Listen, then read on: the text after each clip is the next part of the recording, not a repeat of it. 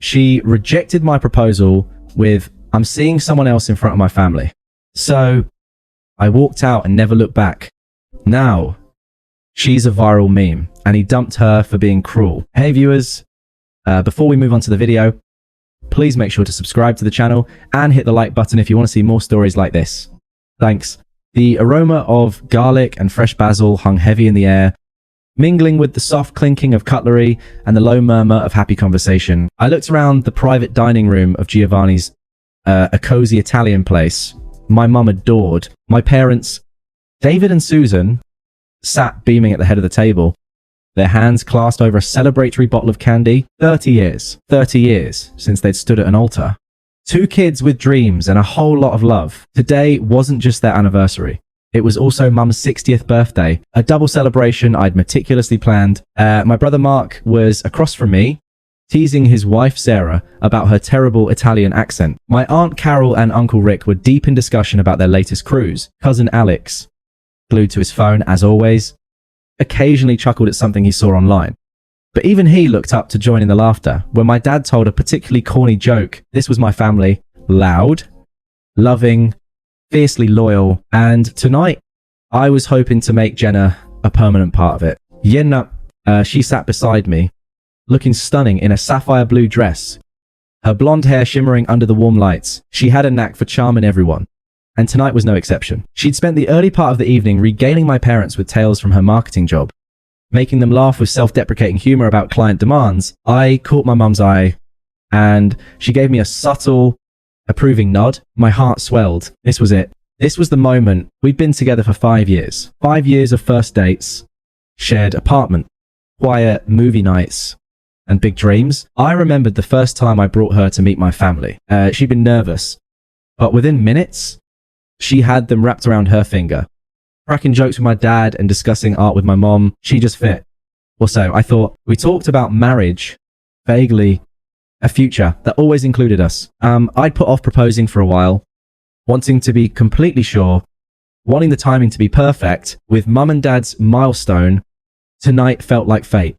A new beginning built on a bedrock of enduring love. In my pocket, nestled in a velvet box, was my grandmother's engagement ring. A simple gold band with a single, elegant diamond. It had been passed down through generations. A symbol of enduring love in my family. I imagined it on Jenna's finger, sparkling a promise. My thumb traced the edge of the box, feeling the slight weight of it. My hands were already trembling. A mix of nerves and overwhelming excitement. This was going to be one of the best nights of our lives. My life, our life. Dinner wound down, plates cleared, and dessert menus were offered. I caught Mark's eye. He knew what was coming. He gave me a quick, encouraging wink. It was now or never. I took a deep breath, trying to calm the frantic beating of my heart. I pushed back my chair, drawing everyone's attention. A hush fell over the table. My mum looked at me, her eyes filled with a mother's intuition. Jenna, however, seemed to barely notice. Still scrolling idly on her phone beneath the table, her typical detached air. I cleared my throat, the sound ridiculously loud in the sudden silence. Everyone. I began, my voice a little shaky but firm. I just want to say a few words. Tonight is incredibly special. 30 years. Mom and Dad. That's an amazing legacy of love and commitment. And Mum, happy 60th. You both showed me what true partnership looks like. I looked at my parents, who were beaming, my mum already tearing up. Then I turned to Jenna, making eye contact. Her eyes were wide, suddenly aware of the spotlight. I saw a flicker of something in them, not excitement, but perhaps annoyance. I pushed the thought away. Nerves. Probably. Jenna. I continued, my voice gaining strength, infused with all the love and hope I felt. For 5 years, you've been an incredible part of my life. You've challenged me. You've made me laugh. You've made me see the world differently. You've charmed my family and stood by me through thick and thin. You are my best friend, my confidant, and the woman I want to spend the rest of my life with. I knelt, feeling the hard floor beneath my knee. The room held its breath. Family members around the table pulled out their phones, ready to capture the moment. Cousin Alex, for once, had his phone pointed at us, not just at a screen. I opened the velvet box, revealing the shimmering diamond. Jenna, I said, looking up at her, my heart pounding against my ribs. Will you make me the happiest man in the world? Will you marry me? A collective gasp went through the room. My mom's hand flew to her mouth. My dad's eyes glistened. But Jenna didn't gasp. She didn't smile or even look surprised. She looked put out, annoyed. She let out a loud, theatrical sigh, a sound of profound inconvenience. Her eyes rolled slightly, almost imperceptibly, before she even spoke. Oh, Liam, God, this is so awkward. Get up. You're making a scene. My blood ran cold. I stayed on my knee. The ring box still open. Confused. My mom, her face paling, whispered, Jenna, dear. Jenna ignored her. She leaned forward slightly, her voice cutting through the stunned silence. Loud and clear. No, I can't. Look, I didn't want to do it this way, but you forced my hand. I'm seeing someone else. His name is Marco. We've been together for 6 months. The words hit me like a physical blow. 6 months. Half a year. While I was planning this night, while I was saving for our future, she was seeing someone else. 6 months of lies, of fake smiles, of pretending to care. My vision blurred around the table. Forks clattered onto plates. The happy chatter was replaced by a collective, horrified silence. The beaming smiles on my family's faces froze, then shattered into expressions of shock and disgust. Cousin Alex, still holding his phone, had a look of pure incandescent fury on his face. The only sound now was the furious pounding in my ears. The silence in the room was a physical thing. A heavy blanket that smothered all sound, all air. For a long second, I remained on one knee, the ring box still open in my hand, the diamond mocking me with its indifferent sparkle. My brain struggled to process the words, to fit them into any kind of reality. I understood. I'm seeing someone else. Marco. 6 months. 6 months. The number echoed in the sudden, silent void of my mind. 6 months ago was April. I remembered April. I'd helped her file her taxes. I'd taken her to the mountains for a weekend getaway because she said she was creatively blocked. I'd held her when she cried after a fight with her boss. 6 months of my life. My love, my unwavering support had been a lie. I wasn't her partner. I was here at Alibi, her convenient bill-paying fool. The initial shock, that white-hot flash of disbelief, receded, replaced by something colder and heavier. It was a strange, chilling clarity. Every late night she'd spent at the office, every time she'd angled her phone away from me, every vague answer and moment of emotional distance, it all snapped into focus. The puzzle I had been trying to solve for months was never missing a piece. It was a different puzzle altogether. And I hadn't even been allowed to see the box. I looked up at her. Jenna's face wasn't apologetic or sad. There was a flicker of something triumphant in her eyes, a smug little smirk playing on her lips. She had done it. She had dropped her bomb and was reveling in the destruction. She wanted a scene. She wanted drama. She wanted power. And in that instant, I knew I wouldn't give her any of it. My body moved before my mind fully caught up. I rose, slowly, my joints feeling stiff and ancient. My gaze fell from her face to the ring in my hand with a quiet, deliberate motion. I snapped the velvet box shut. The click was sharp and final, cutting through the thick silence like a gunshot. It was the sound of a door closing forever. I looked directly at her, my expression a blank mask. I didn't feel rage or the need to scream. I felt nothing. A profound, hollow emptiness where 5 years of my life used to be. I said, my voice unnervingly calm, devoid of any emotion. It didn't even sound like my own. Thank you for your honesty. I didn't wait for her reply. I turned my head to my parents. My mum was openly weeping, now silent tears streaming down her face. My dad's expression was thunderous, his hands clenched into fists on the tablecloth. I had brought this humiliation to their celebration. That was the only thing that managed to pierce through the numbness. Mom? Dad? I said, my voice softening just a fraction. I'm so sorry I ruined your anniversary. My dad started to say something, to rise from his chair. But I gave a small shake of my head. I placed my cloth napkin neatly on the table beside my untouched plate of tiramisu. Then I turned and walked away. I didn't run. I didn't storm out. My steps were measured, and even I walked past the other tables in the main dining room, past the curious glances of strangers, and straight towards the heavy wooden door at the front of the restaurant. As I passed our table, I caught a glimpse of my cousin, Alex. He was still holding his phone up, but he wasn't looking at the screen. He was looking at me, and his face was a mask of cold. controlled fury. He knew. They all knew. I pushed the door open and stepped out into the cool October night. The air felt clean, sharp. I took a deep breath and then another. I didn't look back. I just kept walking down the street, away from the warm lights of the restaurant, into the quiet darkness. I had no destination in mind. I just knew I could never go back. I ended up at my brother Mark's apartment. I didn't even remember the drive over. He opened the door, took one look at my ashen face, and simply pulled me into a hug. There were no questions. No blättetud.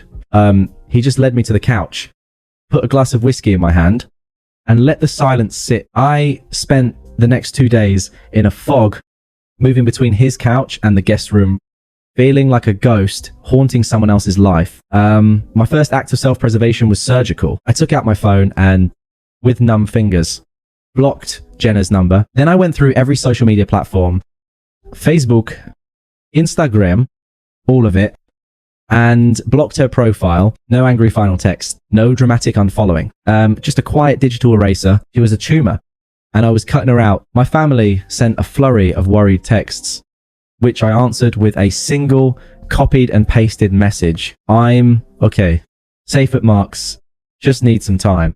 Please don't contact her. It was a simple boundary, the first I'd built in years. On the third morning, I woke up to my phone buzzing incessantly on the nightstand. It wasn't Jenna, it was everyone else. Dozens of notifications, texts from friends I hadn't spoken to in months, missed calls. A text from Mark, who was in the other room, simply said, check the internet. Alex did a thing.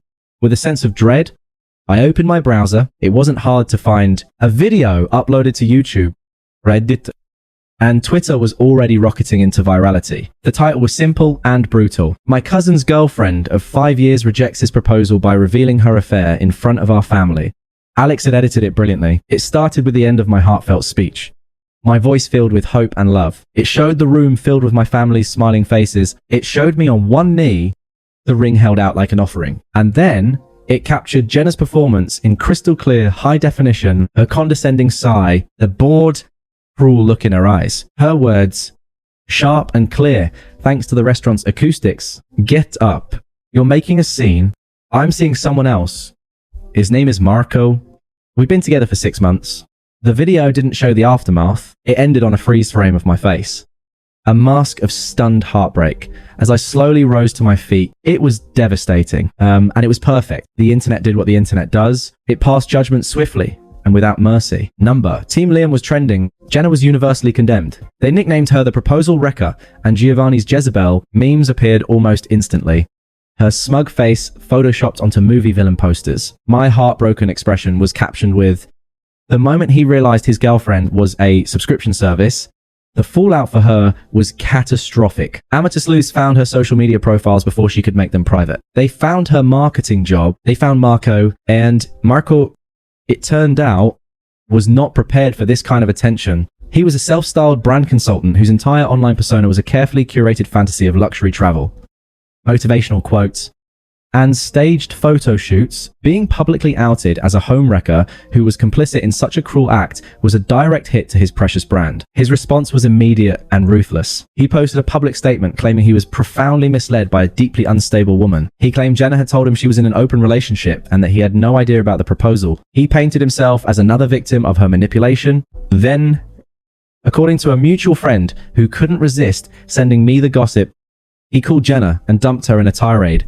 of panicked rage, screaming that she had ruined his image before blocking her on everything. He discarded her as easily and as cruelly as she had discarded me. The irony was so thick, I could have choked on it. 6 months passed. 6 months of therapy, of quiet rebuilding, of learning to sleep through the night again. I'd moved into a new apartment, a bright, airy loft downtown. That was entirely mine. I poured all my fractured energy into my work, leading a design project for a new city museum that was earning rave reviews. I was healing. The wound was still there, a tender spot in my chest, but it no longer ached with every breath. It was becoming a scar, a quiet reminder of a battle I had survived. And then the messages started. A text from a number I didn't recognize. Liam, I know you hate me.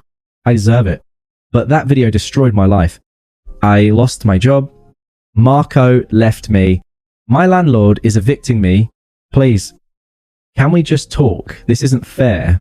I stared at the message, feeling a cold detachment. This isn't fair. The sheer audacity of it, she still didn't get it. She wasn't sorry for what she did. She was sorry for the consequences she was facing. I saw the blame shifting, the pathetic plea for pity. I deleted the text and blocked the number without a second thought. A week later, my phone rang. It was Jenna's sister, Michelle. I hesitated, then answered, putting the phone on speaker. Liam, you need to talk to her. Michelle said, her voice tight with frustration. She's a complete wreck. She can't leave the house. You may have moved on, but she's paying a heavy price. Your cousin ruined her life by posting that. The blame again, never directed at the person who actually committed the betrayal. Michelle? I replied, my voice calm and even. My cousin posted a video of what Jenna did. It was the truth. Her consequences are her own. Please don't contact me about this again. I hung up before she could argue. The boundary held. The final attempt from that period was the most revealing. It came a week after the call with her sister. I was leaving work when I saw a missed call from another unknown number, followed by a voicemail notification. I listened to it in my car. It was Jenna. The pleading victim was gone, replaced by a raw, snarling bitterness. Fine. Ignore me. Be a coward. Her voice shrieked, distorted by rage. You think you're so perfect. You and your perfect little family. You did this to me. You planned that proposal to trap me. And when it didn't work, you set your family on me to ruin my life. I hate you. I hate you. I listened to the message twice. There it was. The real Jenna, not the charming woman I thought I knew, but a venomous, narcissistic creature who saw betrayal not as her own failing, but as a conspiracy against her. In that moment, any lingering trace of nostalgia or sadness I had for the woman I thought I loved evaporated completely. All that was left was the cold, hard relief of a man who had escaped a burning building just in time. I deleted the voicemail. The last tether was cut. My silence, it turned out, was the one thing she couldn't control, and it was driving her insane. A full year had passed since the night at Giovanni's. It was a year of deliberate reconstruction, of laying a new foundation for my life, brick by painful brick. Tonight was a celebration of that new structure. I was at the annual City Architectural Guild Awards, held in the grand ballroom of a downtown hotel. The air was electric with ambition and success, filled with the sound of clinking champagne flutes and confident laughter. My firm had won the Project of the Year award for the museum I had poured my soul into, and I was the lead architect, dressed in a tailored tuxedo that felt less like a costume and more like armor. I felt a sense of calm I hadn't known in years. I was surrounded by my colleagues, people who respected my work and had supported me through the quiet, difficult months. I was happy, genuinely, peacefully happy. I had just stepped off the stage, the heavy glass award cool in my hand, my colleague slapping me on the back. When I saw her, she was standing near the edge of the room, a world away from the vibrant center where I stood. She was a +1, clinging to the arm of some guy I vaguely recognized from a rival firm. She looked diminished. The vibrant center of attention energy she used to radiate was gone, replaced by a worn, tired anxiety. Her eyes, wide and hungry, were locked on me. She watched as people shook my hand. As my boss raised a glass to me, she was watching a life that was supposed to have been hers. Later, I went to the bar to get a glass of water, wanting a moment to myself. It was then that she made her move, detaching herself from her date and cornering me with a desperate determination. Liam, she said, her voice a nervous whisper. Wow, you look incredible. I saw you up there. I'm so proud of you. Her praise felt like a foreign currency I no longer accepted. Thank you. Yen, I replied, my tone polite, professional, and utterly detached. It was the voice I used with difficult contractors. Listen. She began, twisting a napkin in her hands. I know my last message was insane. I was in a dark place. The person who said those things, who did what I did, that wasn't me. I've been in therapy. I've changed. I see what I threw away. I took a slow sip of water, meeting her pleading gaze without flinching. I'm glad you're getting help. Her eyes lit up with a pathetic flicker of hope, misinterpreting my civility for opportunity. I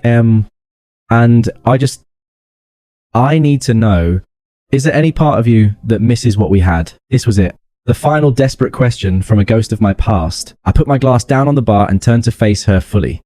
Not with anger, but with the calm, unshakable certainty of a man who knew his own worth. I missed the person. I thought you were, I said, my voice even, and clear, but I've come to realize that person never actually existed.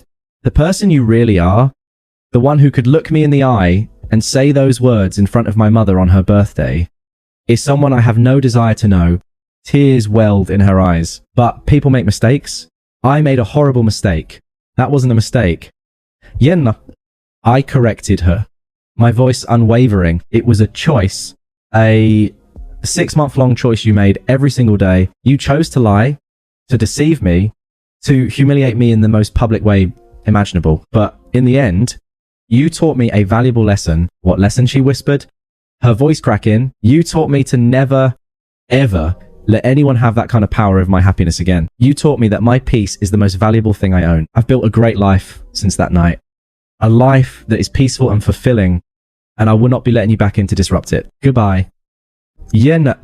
I didn't wait for her to respond. There was nothing more to say. I picked up my award from the bar, gave her a final dismissive nod, and turned my back on her for the last time. I walked back towards the warmth and light of my colleagues, who greeted me with smiles and raised glasses. My boss threw an arm around my shoulder, pulling me back into a conversation about our next project. The laughter was real. The camaraderie was genuine, and the future was bright. I was home. I didn't look back, but I could feel her presence behind me, a small cold spot in a room full of warmth. The final image I have of her is not one I saw with my eyes, but one I pictured with perfect clarity. Yenna, standing alone in a borrowed dress at a party where she knew no one. A ghost watching a life she had willfully, cruelly thrown away. She was an irrelevant spectator to my success. A footnote in a story that was now finally all my own. Thanks for watching. Make sure to subscribe to the channel and hit the like button. What do you think about this story? Share it in the comments.